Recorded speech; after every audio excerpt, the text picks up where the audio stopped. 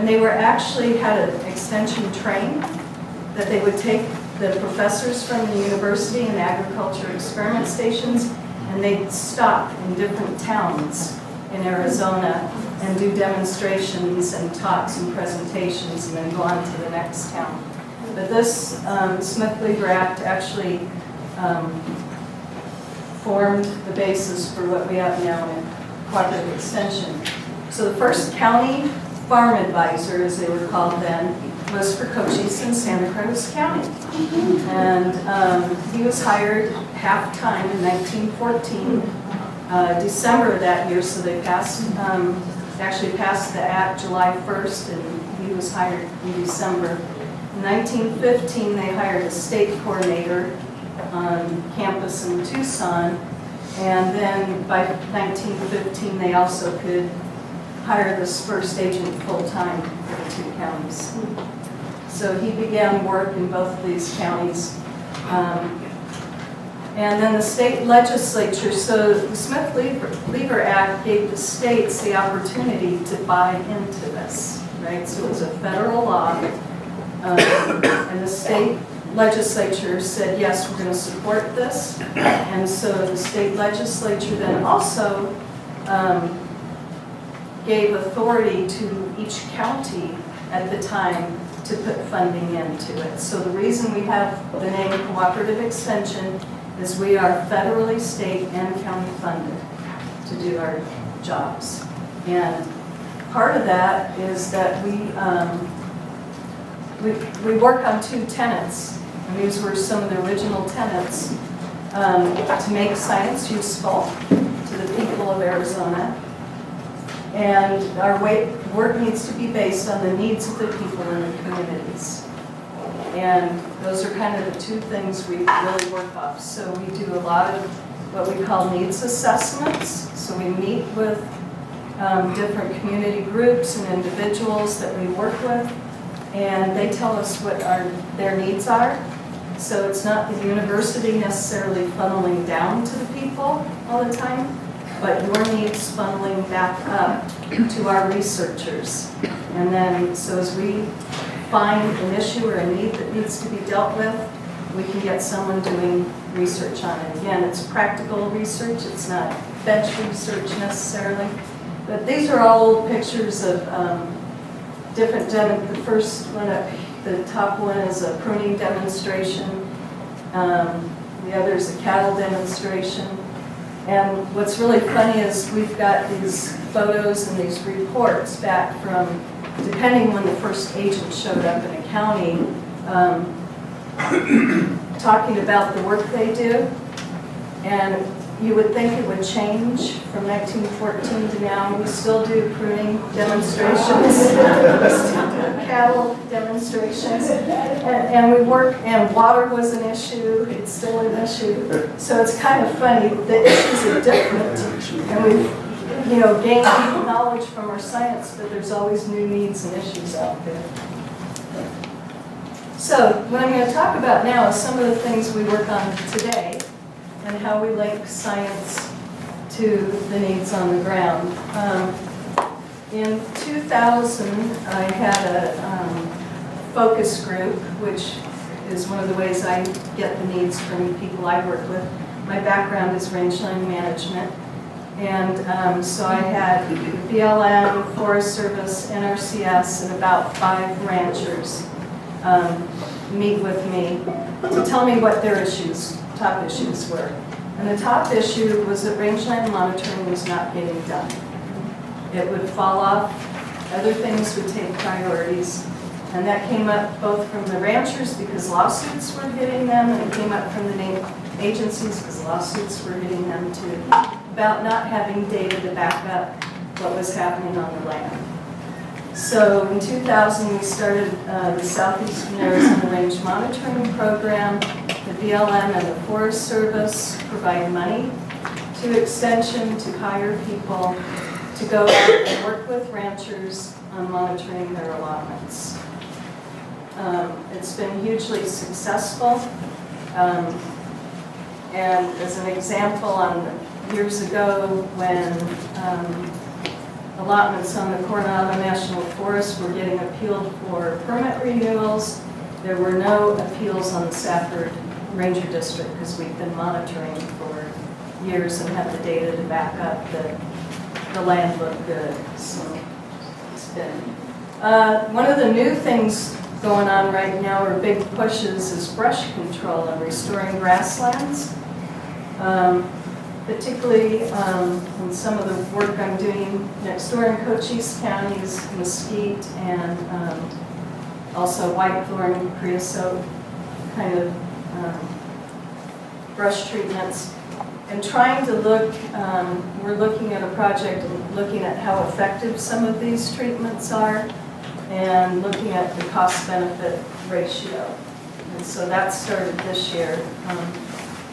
And then we're also very active in coordinated resource management, working with teams of people, both on the local ranch level and larger, to do management, looking at resource concerns and solving those. More recently, last few years, we've been working with the Fort Huachuca Sentinel Landscape Restoration Partnership, which includes part of Watershed over here, and several of the partners are in the room today that are working with that. And just, again, kind of that coordinated resource idea is working on resource issues and solving some of those issues. Noxious weeds is a big program area. We get grants to do survey and mapping. We assist landowners with control methods to rid their lands of this. And we do a lot of public education. I threw the crop production in because I thought Flying Leap was going to be here and mention grapes. Since they weren't there, and I have to tell you a funny one is we rent him a building in Wilcox for his winery. So I thought I was going to see him today. I noticed one of the questions was, what do we think about climate? So I threw this slide in on climate science, and this is a web page on the U of A Extension. If you go to our web page, you can look up this climate science program. There's tons of tools that they have that are great for looking at landscapes and how things are changing. And this is one of my favorite tools right here. We call it lovingly the barf graph. But what it does is it takes this long time data, it takes it out from short term down here to longer term up here, and so the green are the wet years, and you can see the late 70s, early 80s, when we had very wet period. Got a little drier, another wet period, and right here is when I bought my house in Dos Cabezas that had a well on it in 1995, which is the start of the drought we have now. And this is the drought we've been in. And you can see we've had a little blips of green in between, and here it looks like we're in a little better position than we were before. But this is a useful tool that's on this site for looking why we're seeing some of the changes in plant communities that we're seeing in places. It makes sense with this long-term drought. And so going back to some of that monitoring data that we're helping agencies and ranchers collect, we're not just providing a service like a consultant. There's that would be competition, I think, with the university competing. We've got part of what we're in this for is the education. So I've got a whole data set going back on some ranches to 1998 that we collect data on regularly that I can use and pair with some of this climate data and look at kind of what's happening out on our rangelands and our grasslands. And so our education is not only on one-on-one with ranchers or agency personnel, but we do workshops where we can present some of this data and have discussions about what's going on.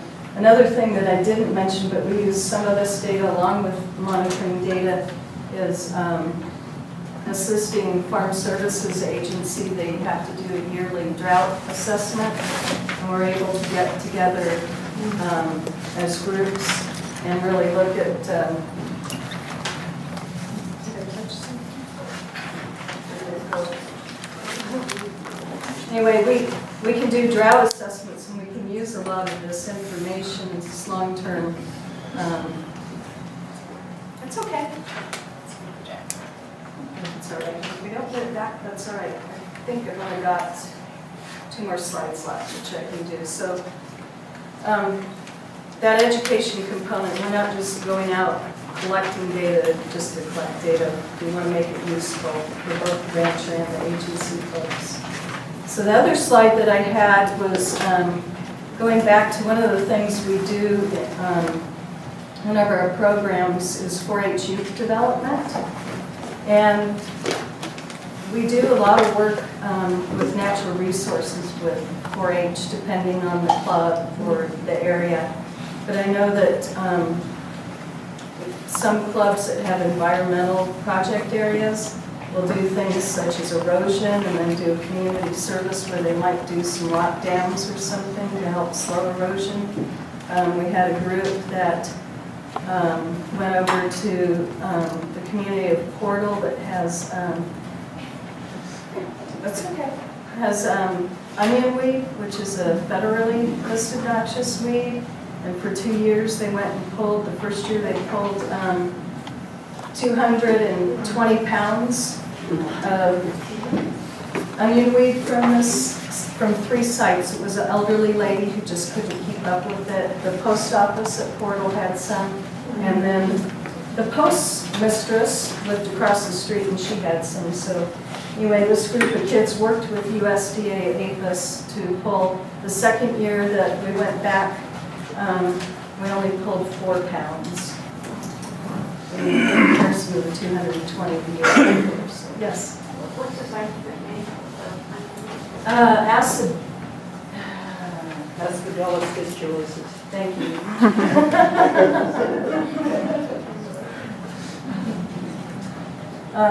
So that's, and then that other is showing the erosion project where this was in their neighborhood and had a 100-year flood and about knocked the road out where the school bus went through. So they actually went and did cross-sections on this to measure the difference.